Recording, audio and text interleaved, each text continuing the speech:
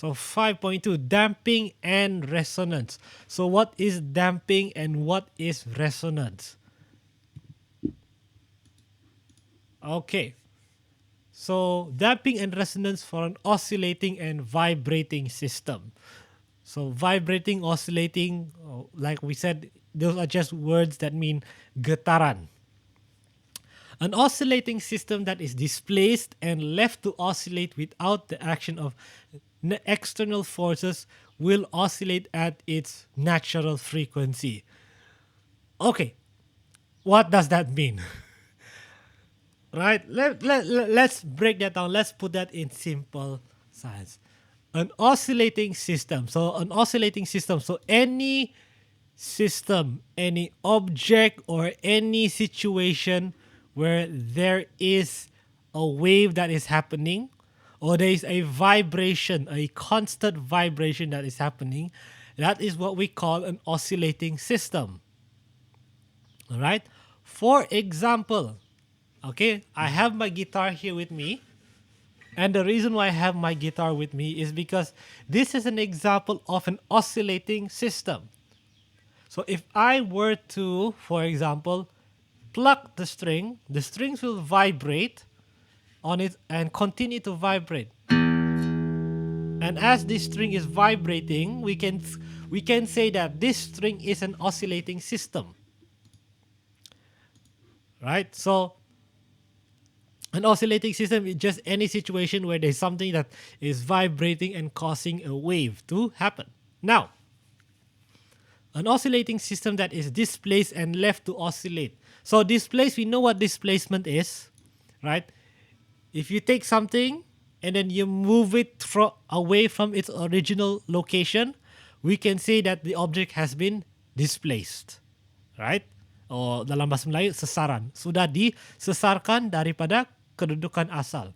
So, in any vibrating system, in any oscillating system, there is always going to be displacement, right? Because that is what is a wave. Itulah bentuk gelombang kan. You have your middle, you have your equilibrium area, and then it displaces up and down from the original position. So if I take a guitar string, for example, before I can play, I have to displace the string first. So you can see this string. If I move this string, if I take this string and displace it, right, I have now moved this string away from its original position. Now, if I displace it, then leave it to oscillate, meaning to say, I leave it to oscillate, I let it to vibrate without the action of external forces, meaning to say, once I release the string, saya tidak lagi sentuh or do anything.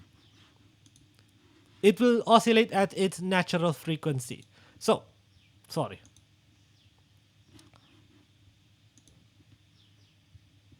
So, I'll take a string, any string, I'll displace it, and I will let it go. And as you can see, it's moving up and down, and it's by itself, it's maintaining a vibration. Now, what does the word natural frequency mean? So every oscillating system, most easiest example again is a string on a guitar, has its own natural frequency. For example, on a guitar string, the A string has a natural frequency of 110 hertz. Meaning to say, in 1 second, this A string here is going to vibrate 110 times per second. That is just the natural frequency of this string. So the string is affected, the natural frequency of the string will of course be determined by how tight the string is, how long the string is. But the important thing is that everything has its own natural frequency, not just strings, right? It's not just strings that have a natural. You can see pieces of solids have its own natural frequency. Liquids have its own natural frequency. Every type of object will have its own natural frequency depending on its size, shape, and material. Now, here's a question. What happens to the amplitude of the oscillating system? So, amplitude, remember, is the size of the wave, right? Or how tall the wave is. So, if I were to pluck the string, and you can see that the string is causing waves, over time, what happens to the amplitude, right? So you can just listen for yourself. I'm going to pluck the string. I'm going to let it oscillate.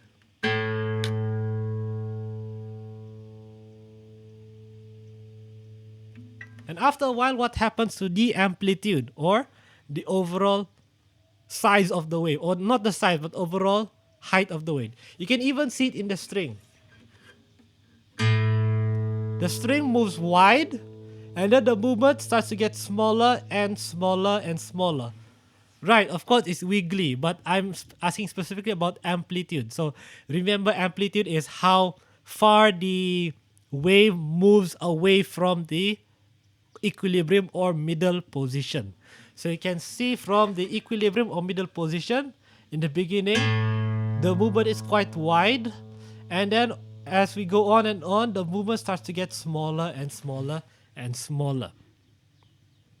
So from that, we can come to the conclusion that the amplitude starts to get smaller and smaller and smaller. The height of the wave naturally gets smaller and smaller.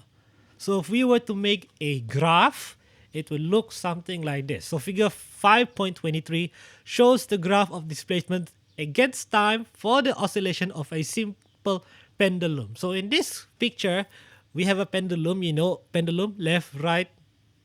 You can take a piece of string, tie something on it, and you can swing any pendulum. So, I don't have a pendulum with me. Do I have anything that I could use as a pendulum?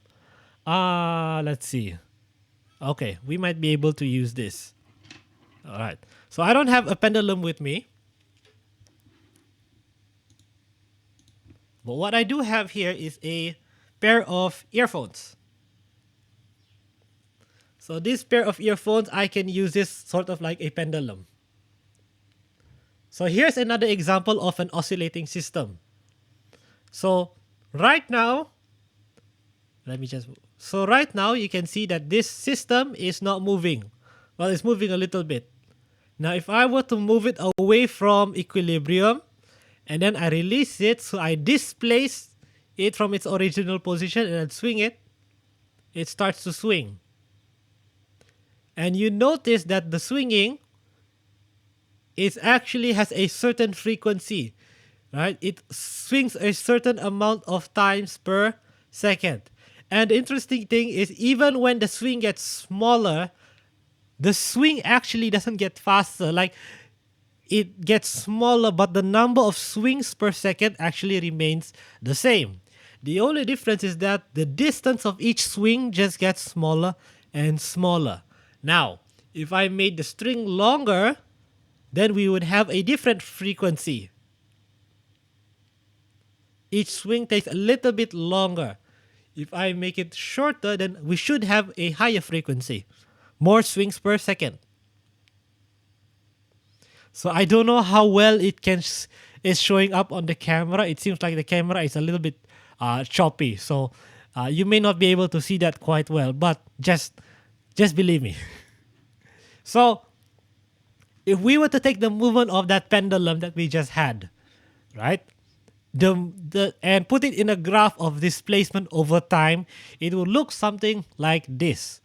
So I start from a high position, it'll swing, and it goes down to negative because it goes past equilibrium and goes backward. So negative, and then goes back up. But when it goes back up, it doesn't go as high as before. So now the amplitude starts to go smaller. And then it swings back, and then it swings to the other side again. And each time it swings, you notice that it doesn't swing as far. The swing gets smaller and smaller and smaller. In other words, the amplitude, or how far it swings away from the middle position, starts to decrease over time. All right. Now, I'm sure all of you have tried to play with pendulums or with swings and whatever, and I'm sure this all makes sense to you. How now? So the amplitude decreases over time. If we were to make a graph of amplitude over time, it would look something like this. So over time, the amplitude starts to go down, or the total displacement A starts to go down. So first measurement is the highest, and it gets lesser and less. Excuse me, lesser, lesser, and lesser and lesser. Okay. So far, everything makes sense. This is what we call damping, right? So any type of wave, any type of natural wave, if I were just to displace it and then allow the wave to happen naturally, allow it to oscillate at its own natural frequency, gradually it will come to a stop. This is simply because of Newton's law, or the law of conservation of energy. What happens is that the system experiences a gradual loss of energy, right? When something is swinging, for example, when we have a pendulum that swings, every time something swings, with every swing, it loses more and more energy. So it is less energy with every swing. And so the swing becomes smaller and smaller, right? This is what we call damping. So where does this energy go? Right? So that's the question. Where does this energy go? Because remember, the energy does not just disappear like that. Rule of energy, I think you learned this way back in Form 1. Tenaga tidak boleh dihapuskan ataupun diciptakan, hanya boleh berubah bentuk. You cannot make new energy, and you cannot destroy energy. You can only change energy from one form to another. So if in a pendulum some of the energy is being lost, it means the energy must be going somewhere else. So there are two places, basically two places where this energy can go, and we call this external damping or internal damping. All right, so first one is external damping. So in external damping, the oscillating system loses energy to overcome friction or air resistance. So that's the first one. So the first one happens is because there is air or something outside, friction and air resistance. Air resistance is basically friction with the air, right? So basically, when I swing this object or this pendulum, right, because it has to go through air, there is some friction between the pendulum and the air. So because there is friction between the air and the pendulum, some of this energy goes into the friction, or it goes into overcoming the friction, and so it loses some of that energy there. The other one is internal damping. So the oscillating system loses energy because of the stretching and compression of the vibrating particles in the string. So for example, let me give you this example. I'm going to use the guitar because it's easier to show. So when I pluck a string on a guitar, what happens to the string? Now, not only am I displacing the string, but actually the string is actually being stretched out a bit, right? I stretch out the string. And so for the guitar string to go up and down, it has to go from stretched back to normal. And when it goes down, what? It stretches out again, right? And back to normal, and it stretches out, normal, stretches out, normal. Now, here's the thing. Stretching out a string also takes energy, right? Makes sense. When you stretch out something, it uses some energy. So some of the energy of the vibration goes into stretching out the string or stretching out the material. And as you do that over time, it loses some of the energy. So meaning to say, not all of the energy goes into the movement. Some of the energy goes into stretching out the string. So that's it. So in external damping, it loses energy to overcome things outside, such as the friction or the air resistance outside. Internal damping, it loses energy inside. Basically, some of the energy is lost because you spend that energy to stretch or compress the vibrating particles or the materials in the system. So when it comes to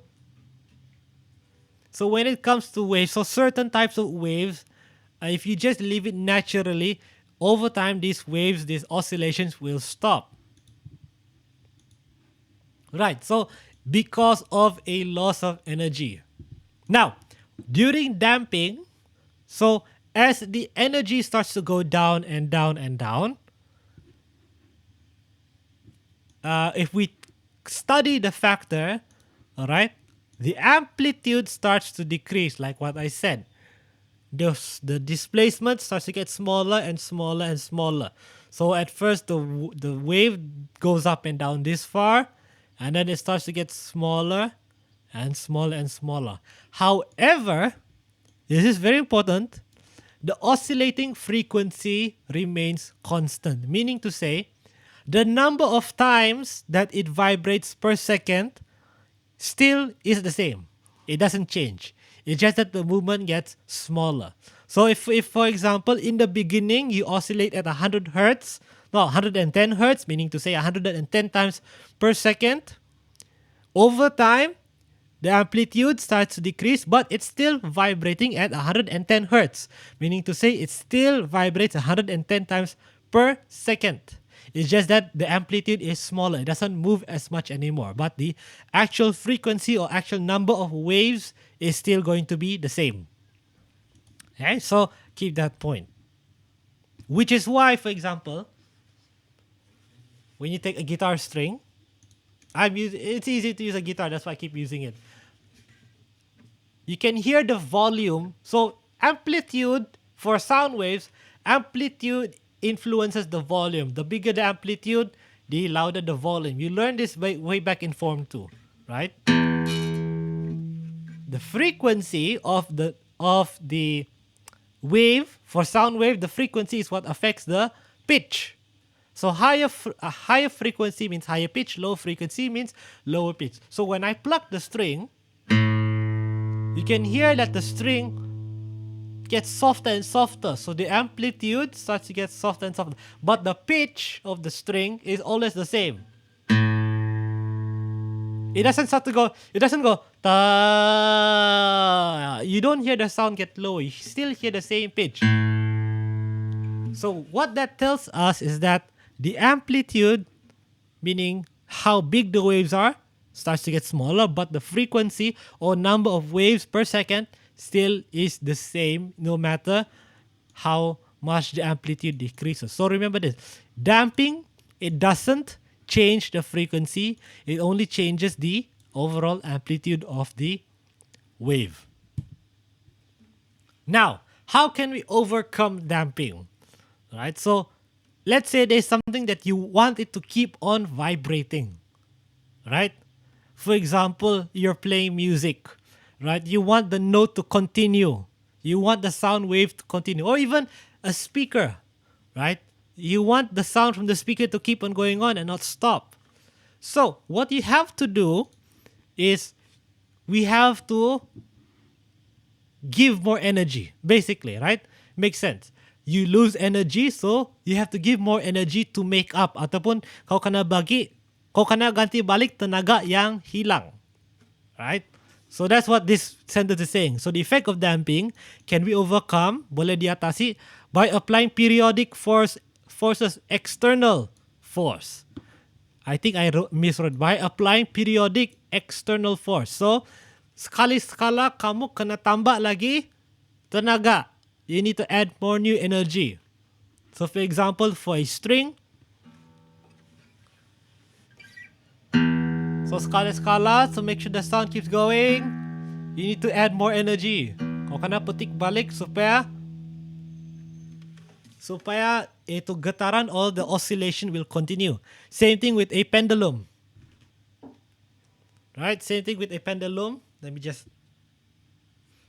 If you don't want the pendulum to stop, then every now and then you need to keep on giving more energy.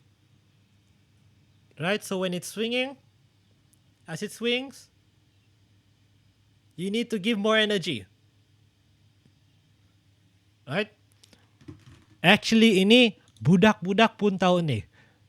Budak-budak, okay? If you're a kid, if you've ever been a kid and you play on a swing, main di ayunan, or even never mind little kids, even adults sometimes like to play on a swing, right? So okay, you know that if you just swing one time, what will happen to your swing? Sooner or later you'll stop. But that's not fun, right? It's not fun if your swing stops. So what do? You swing, and then when you reach the end of the swing, when you go back, you stand up and sit down again. What? So that you apply more force, or you add more energy to the swing, or you ask someone to push you to replace the energy lost. So that's what we call replacing the energy. So you lose energy, you have to replace it somehow. And when you do that, then you put the system in a state of what is known as forced oscillation.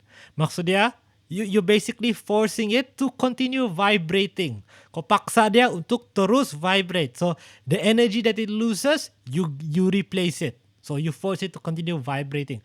So another example, like I said, itu ayunan, you force it by adding more energy. You can do the same thing with music instruments. You want the sound to continue, you add more energy.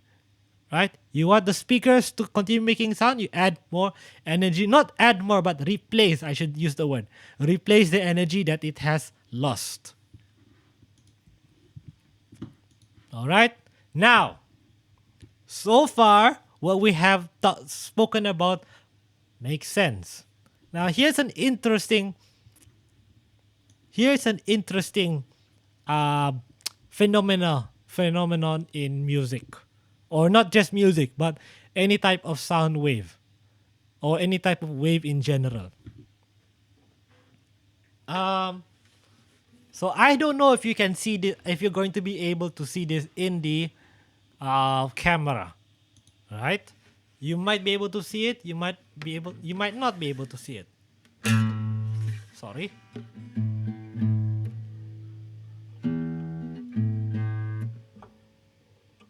So there is something in music and also in science what we call resonance. All right, it's really not very clear. Okay, so you can't see it in the... Yeah, okay, so you can't really see it in the camera, but you can try this at home. If you have two guitars, right? If you have two guitars, what you can try to do is take one guitar and just take any string. Take the E string. Right? Take the E string and get another guitar that has the same tuning. Play the E string as loud as you can. And then bring the guitar close to the second guitar and look at the E string on the other guitar. So you pluck it and then you look at the string on the other guitar. Make sure that they have the same tuning. What you start to notice, and I wish I could do this in class to show you, but unfortunately we have to work with what we have. What you notice is that the other guitar also starts to vibrate along. The other E string on the other guitar also starts to vibrate along with the guitar that you just plucked, even though you did not pluck the other guitar. This is what we call resonance. Right? So when a periodic force is applied to an oscillating system at its natural frequency, the oscillating system is said to be at resonance. Meaning to say, let me put it like this. If I have a string that is vibrating 50 times per second, and I add more energy exactly 50 times per second at the same time, right? Or let me put it like this. I'm going to swing this pendulum, and every time the pendulum comes back, I will push it just a little bit. So one push per swing. So I don't just simply push, I do it according to its natural frequency. When you do that, what happens is that the amount of force or the amount of extra energy almost seems to multiply. It's almost like multiplying the wave.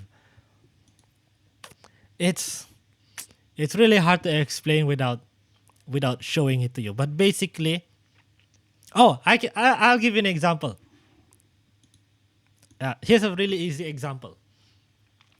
A very famous trick that is done by some singers, and I'm sure you've all seen this in cartoons, is that they'll take a drinking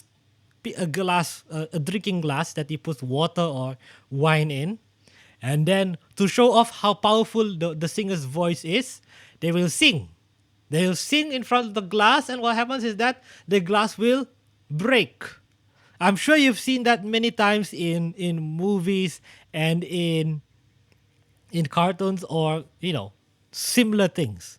Now, what is actually happening is that that glass is experiencing what is known as resonance, meaning to say each glass has its own natural frequency, right? You can tell by if you hit the glass, you should be able to hear a note or a pitch. So what happens is that the glass that's vibrating on its own. Now, if you have a strong singer who sings the same pitch as the glass, what happens is as the singer is singing, the glass will also start to vibrate along. This is what we call resonance because it has the same natural frequency. And because the singer keeps on singing, you keep on adding energy, meaning to say it's a forced oscillation. Now what happens? It resonates and the glass also starts to move, and as the singer sings louder and louder, the glass vibrates, and it vibrates so much that eventually the glass breaks. And that's what we call resonance. So during resonance, two things must happen for resonance to happen. One is this: system must oscillate with its natural frequency. So for example, with that glass, you have to be singing the same pitch as that glass, same frequency. And the second thing is the system oscillates with maximum amplitude. Now, because you are letting it vibrate at its natural frequency, the more energy you add, the more it is able to vibrate more and more until either it breaks or it just gets bigger and bigger. All right. So here's another experiment that shows this principle of resonance. I wish you could do this. I could do it with through Google Meet, but you wouldn't really be able to see it. All right. So let me just explain. So there are two possible. Sorry, there are two possible. Two possible experiments that you have. So the first one is this one, using a tuning fork kit. We do have tuning forks in the science lab. Right? So what you need is a tuning fork kit made out of two tuning forks of the same frequency. So you take two tuning forks that have the same frequency or the same, basically what we call the same pitch. And then the next thing that you need to do is, you put these two tuning forks near to each other. And what you notice is that when you hit one tuning fork, it actually causes the other tuning fork to also vibrate along with the first one. Just like what I was saying to you just now, you take a guitar that have the same tune, you pluck the string on one guitar, the string on the other guitar will also start to vibrate together. This is due to resonance. The other experiment that you could do is what is known as Barton's pendulum. Meaning to say you take a bunch of pendulums of different lengths, and then you hang them on a string, and then you take one pendulum and swing and see how the other pendulums react. And what you'll notice is that the pendulums that have the same string length, they swing the furthest because they're swinging together, the same resonance. right? Maybe this one, this one we can create at a later time. Okay, so just think of it this way: if an object is being added energy, or if two objects have the same natural frequency or similar natural frequency, it causes it to add up and get even stronger, basically. So this kind of thing can actually affect us. For example, this is in your textbooks. In 1940, the hanging bridge Tacoma Narrows in Washington, USA, collapsed due to strong winds, which caused the bridge to oscillate with large resonance and amplitude. So, what happened is that the bridge has its own natural frequency. Now, I'm sure those of you who like to cross the Tampa-Role Bridge, maybe you have noticed this. Sometimes kids like to play on the bridge and make the bridge swing, right? But if you notice sometimes, if you swing it at just the right time, if you move at the right time with the bridge, you start to make the bridge swing stronger and stronger if you move at the right timing. Because what you have discovered is that if you move at the same frequency as the bridge, you're actually causing the bridge to resonate and increase the amplitude or increase the amount of swing that the bridge has. So the dangerous thing is that if too many people do that at the same time, then you'll actually cause the bridge to break. For example, the hanging bridge, this is what happened here. The strong winds cause the bridge to oscillate, and it oscillates at the same time as the bridge natural frequency. So it oscillates more and more. The wave gets bigger and bigger until eventually the bridge breaks. Same thing, the London Millennial Footbridge. This bridge experienced unexpected oscillations when 2,000 pedestrians walked on it. And resonance is used in the tuning of musical instruments. That is very true, right? All trained musicians who have been professional musicians, they can tell you, for example, I know, for example, A on the violin is exactly 440 hertz, right?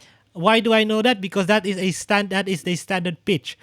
All around the world, we use 440 hertz to tune A on the violin. Or the whole orchestra, we always try to tune A as 440 hertz. That has become the standard now for tuning instruments, right? And we also use resonance to change the pitch of certain strings or other things. So it does have some applications, but most of the time we do not notice, right? Most of the times we don't notice these things. Maybe on a bridge we might notice. Okay, so that is the whole of topic 5.2. I think, yeah, that's the whole of topic 5.2. What is damping and what is resonance? So, formative practice 5.2, we discussed what is the meaning of damping, sketched this graph of displacement against time, and 3 of examples. I just gave you one just now. And how can resonance overcome damping of an oscillating system? So we talked about this. So we still have time. So do we have any questions before I continue to topic 5.3? Any questions for anyone or anything that you're still not 100% clear with?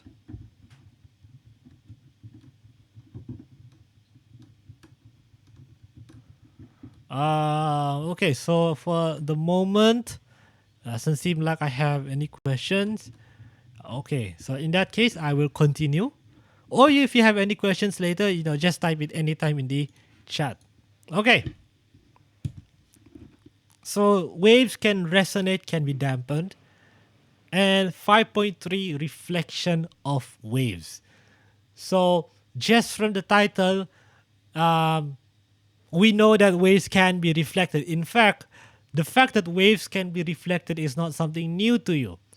Way back think about the types of waves we've already studied. In Form 1, Form 2, and Form 3, we've talked about light, which is a type of wave.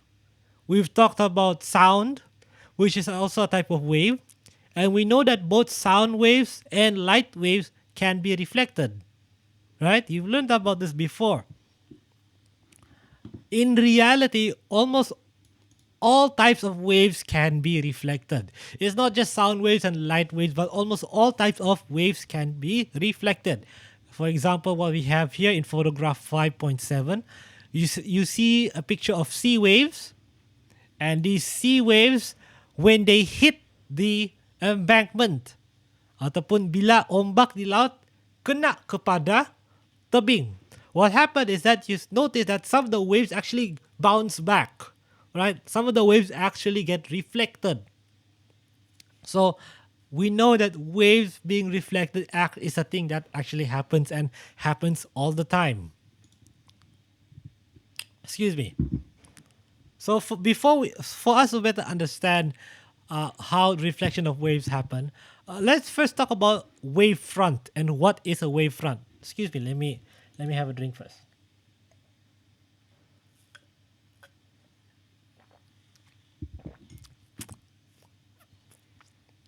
All right. So the phenomenon of reflected waves can be studied with the help of a ripple tank and its accessories. Right? So if you remember in our class last week, a ripple tank is a machine that we use to make waves, right? And the reason why we use a machine is so that we can control the waves, how big the waves are, and the frequency or how many waves there are per second. So in this picture, we have an example of plane waves being produced by a ripple tank. So you can see the picture. There's a machine that's every now and then it goes up and down and it produces a wave. And you have the crest of the wave, and you have the throw of the wave, and you have the direction, which is going to the right. Now, when you have this wave, you notice that some parts of the wave well, you have the crest of the wave and you have the throw of the wave. So you have the top of the wave and you have the bottom of the wave, right?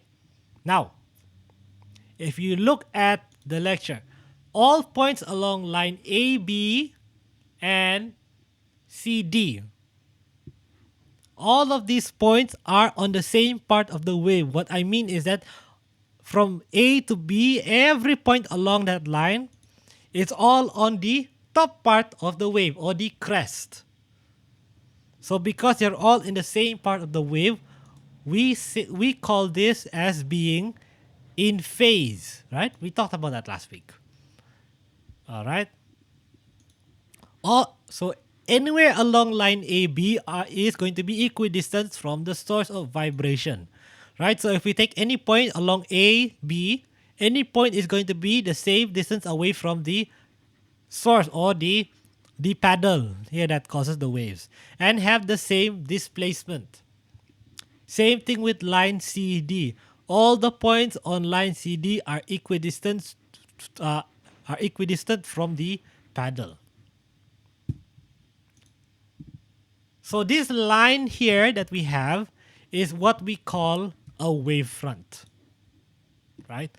So we have wavefront A and B. So all these lines that are on the top of the crest, we call that a wavefront. CD is also we call a wavefront. And wavefront actually causes the light to move in different ways. If you look at the shadows from beneath the tank, you can see that some parts of the water is dark and some parts of the water is going to be bright. And usually the bright parts are where the wavefronts are. So you'll alternate between bright and dark fringes, right? And we can see why that happens, right? You see that some of the light, because of the shape of the wave, is going to be concentrated. It basically acts like a magnifying glass, right? So you see there's the bright places where all the light is concentrated, and there are the dark fringes where there is less light being concentrated.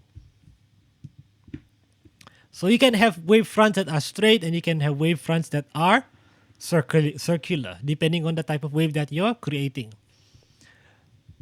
So if you look at the direction of propagation, so the direction of where the wave is moving and the wavelength of the waves, you start to notice a couple things. The first is that the direction of the propagation of the wave is perpendicular to the wavefront. So we learn about different types of waves. So the wavefront, if the wavefront is this way, then the propagation is going to be perpendicular, 90 degrees, going that way. And you can tell by looking at the picture. You see, you can see the straight lines of the wavefront, and you can see direction is exactly 90 degrees with the wavefront. And the wavelength between all the wavefronts is going to be the same. Right? The distance between two consecutive wavefronts, so two consecutive crests, is going to be the same. Wavelength, we use this as the symbol for wavelength. Now, here's the thing. When a wave is reflected, so when we reflect a wave, now what will happen to these things? What will happen to the direction and what will happen to the wavelength when we reflect a wave? So, here's a picture of a wave being reflected. You can see what's happening here. And those of you who came early, we did see a little bit about wave reflections in a video that we saw while waiting, but only a little bit. So in photograph 5.9, it shows the reflected plane water wave, so straight waves. So you can see the wave fronts because they are bright white, right? And they're going in a direction towards the plane reflector. Now, if you take a look at the reflected wave, so you can see the reflected waves going in a different direction, going down, and you can see the lines, bright and darks. But if you compare, the only thing that really changes is the direction. What I mean is that if you were to compare, and let me just zoom it in so that it's easier for to see. If you compare now the wavelength of the original wave, you can see here is the first wavelength, with the second wave, even though the light is not as bright, but you can see that the length between the two waves is still the same. Meaning to say, the wavelength does not change. Sorry, I zoom out too much. Meaning to say, the wavelength does not change. So, direction, it changes, right? Of course, it goes from one direction to another. But the wavelength does not change. Very important. So, let's see. So, original wave and reflected wave. Alright, so angle of incidence and angle of reflection. Angle of incidence is going to equal the angle of reflection. We'll talk about that later. Wavelength does not change. Frequency does not change. And the speed of the wave also does not change when it gets reflected. So the only thing that changes is the direction. And the direction is going to depend on what is the angle of incidence. Meaning to say,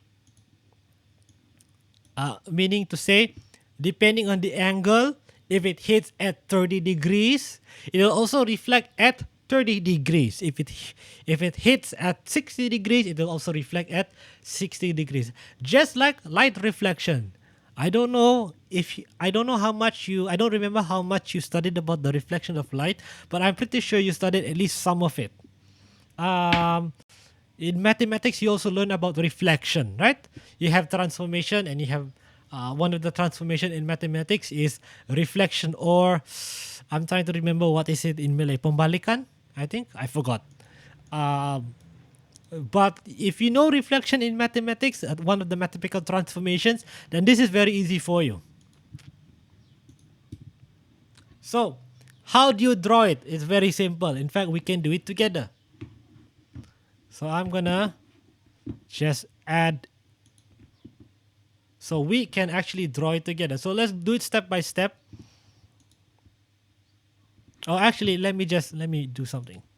Let me move the whiteboard over here. Okay, there we go. So we can see everything in one go. Okay, so let's do it step by step and I will follow along so that I'll show you how you do. So in some questions, you might have a question like this. So how do we draw a diagram of reflection of water waves? So figure 5.30 shows the steps to draw a diagram of reflection of water waves. So you have the plane reflector and you have the incident wave. So you have the plane reflector, meaning to say the wall where it will reflect, and you have the incident wave. So I'm going to use different colors here. So I'm going to start with this red. So you have the original wave which is approaching at a certain angle. So the first thing you need to do is to draw a perpendicular line. So let's draw a perpendicular line to the wave.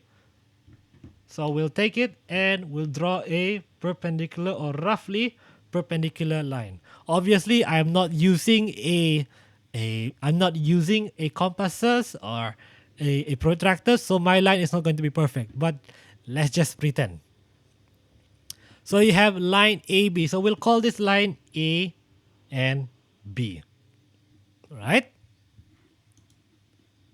So this is to represent the direction of the propagation of the incident wave or the first wave or the original wave. Alright, now we have to draw the normal line BN. BN bukan barisan nasional ya, but BN. So from B to normal. So normal line is 90 degrees from the plane. So draw a line. I'm going to use a different color. Normal line I'm going to draw in, let's use yellow. So this normal line BN is 90 degrees from the plane, original plane. Right? Next. So now draw an arrow BC with the condition that angle CBN equals angle ABN. So for us to do this properly, first we need to measure the first angle. So what we do is we need to measure this angle here.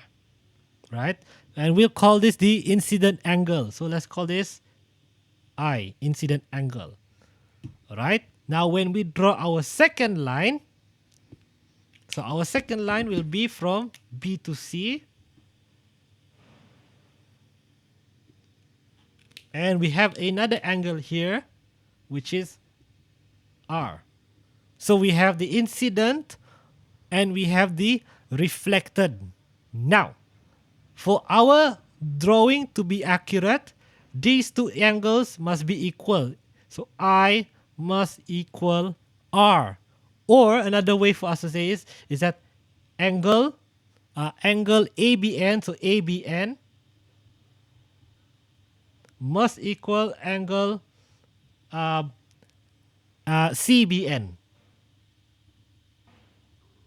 So these angles must be equal. Once you have that correct, then you know that your reflected wave is also correct. Right? Fairly simple. I don't think that's going to be too much of a problem for anyone, but it's important for you to understand how this works. It's going to be the same for light waves. It's going to be the same for sound waves. It's going to be the same for any type of wave. We're just using water waves as an example. Right? But the principle is same for sound waves, light waves, and any other type of waves that you can think of.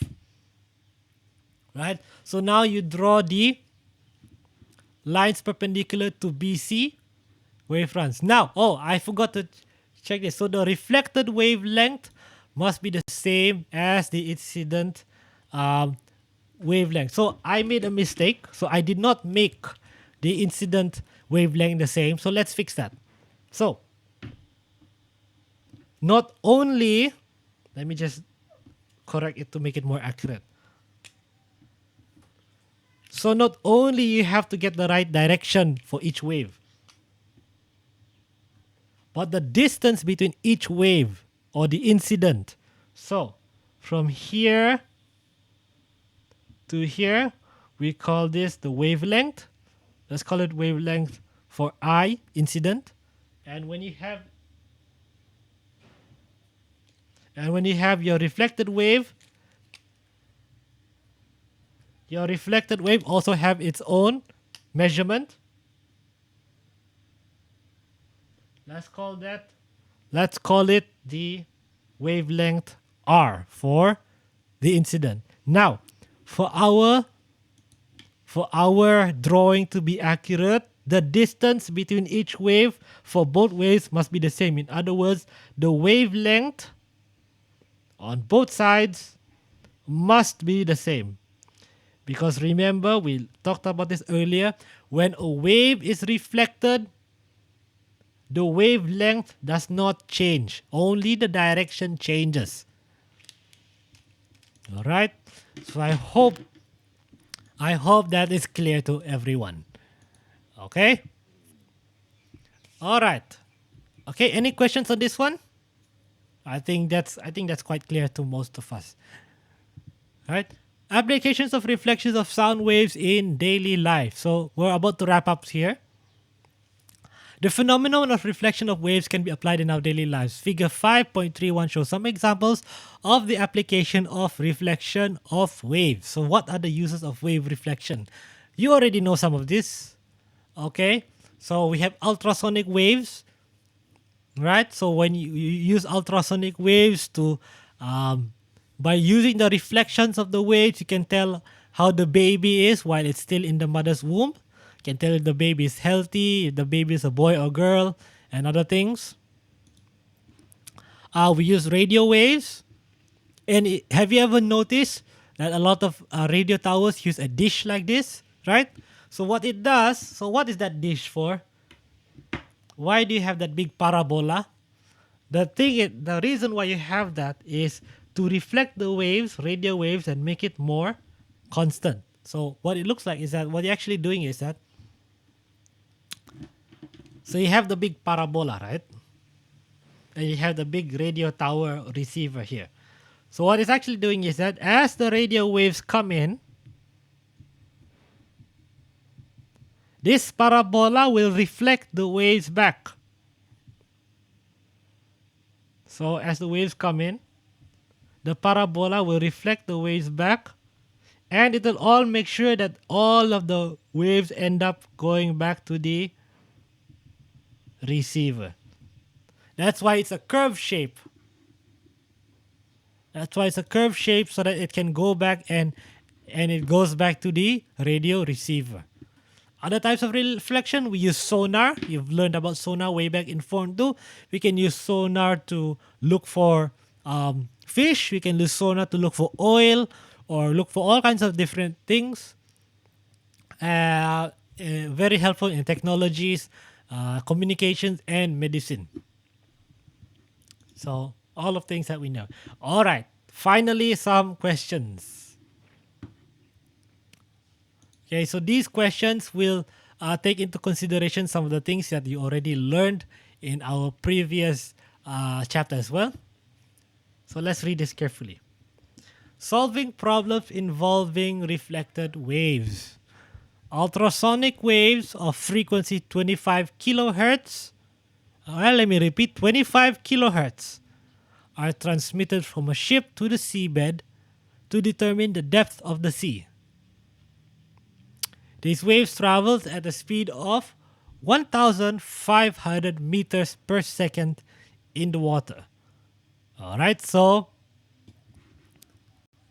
25 kilohertz, meaning to say 25,000 waves per second. So it goes up and down 25,000 times in a second. Speed is 150 meters per second, so 1.5 kilometers per second, really fast. The time between sending the ultrasonic wave and receiving the reflected wave is 120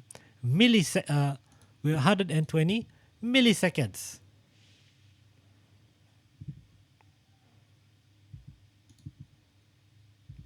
Right? So, very interesting thing.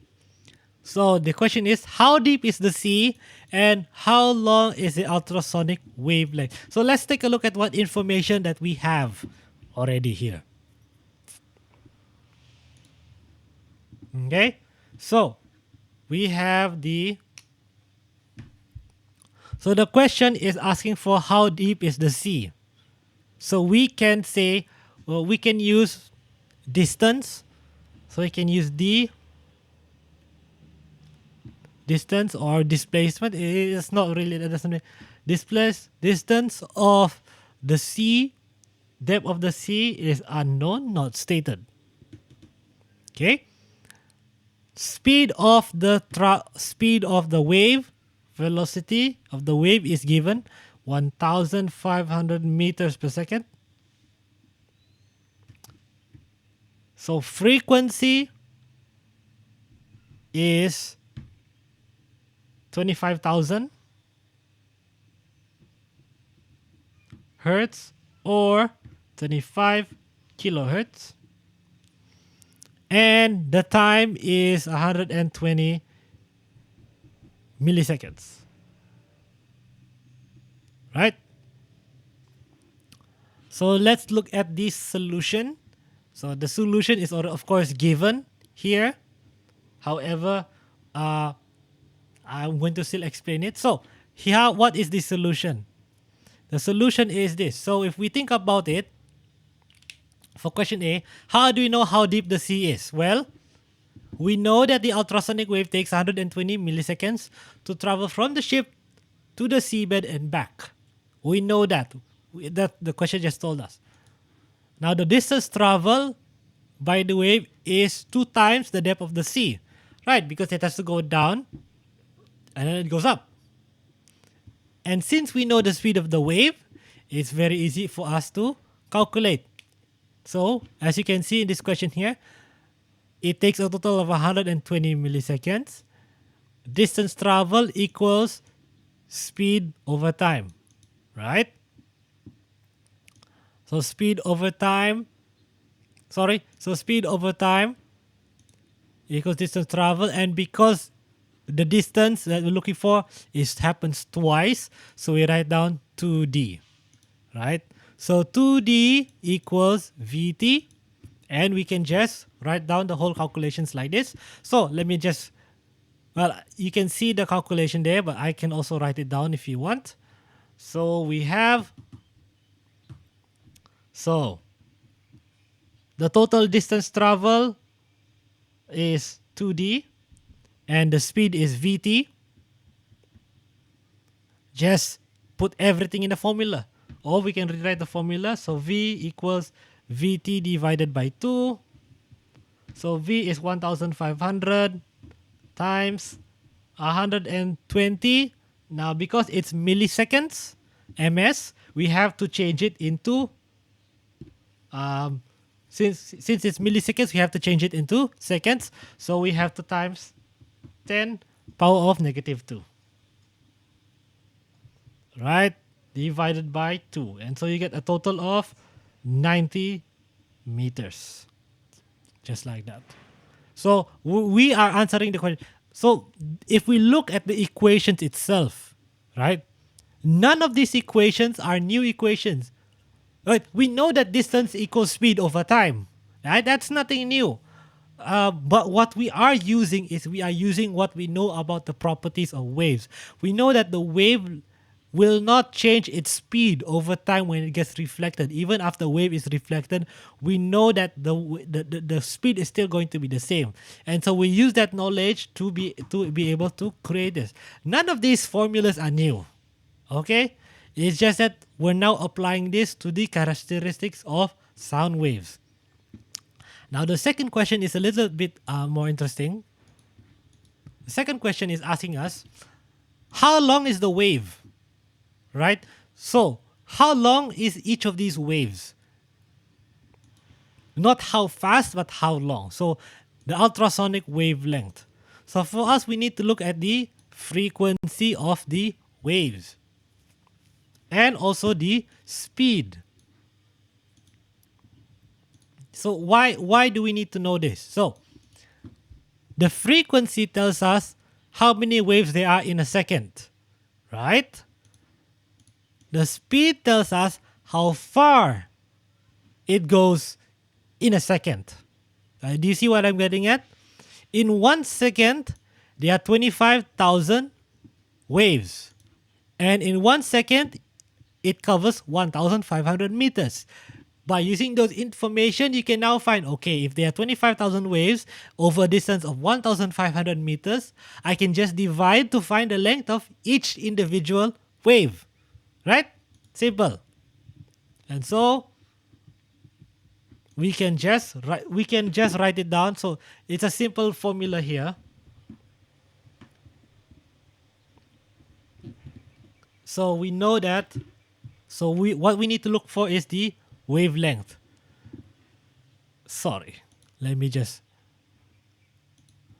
So we already know all the information. We know that the velocity is 1,500.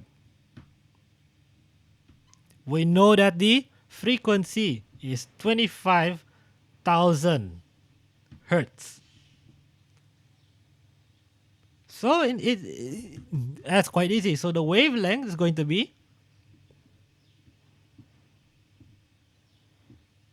basically 1,000 divided by 25,000 hertz. So you get a total of 0.06 meters. Okay, I don't think that is too hard for anyone to understand. Let me just rearrange that picture so that you can see the picture properly. So back to what I was saying, none of these formulas are new. Okay, these are all formulas that we have learned before. It's just that it's just a matter of how we're applying the formulas to sound waves based on what we know about the characteristics of sound waves, right? Okay. So I think is that the last slide? Yes, that was the last slide. So formative practice 5.2 in your textbook is you have to draw a wave reflection. So you have to show the direction and the direction of the reflected wave. And question number 2, figure point 5.33 shows the use of ultrasonics. So it's a similar question. It tells you the interval time between transmission. It tells you that it takes 0.06 seconds for the wave to come back, and it also tells you the speed of the wave. So it's asking you to find out how deep is the ocean. So it's similar to the question that we just did. Okay, so we are pretty much done. So your assignment is formative practice 5.2 and 5.3. For 5.3, for question number 1, I want the drawing to be accurate. So your wavelength, wave direction, and the angle should all be correct. So you need to be using a compass to do it properly. Right? For question number 2, it's just a matter of showing all the calculations. Okay? Any questions before I dismiss you for today? This class will be on YouTube for you to review. So if you want to review later, you will be able to do that. Plus, there will be other videos. I mean, I'm sure YouTube has better videos than mine anyway.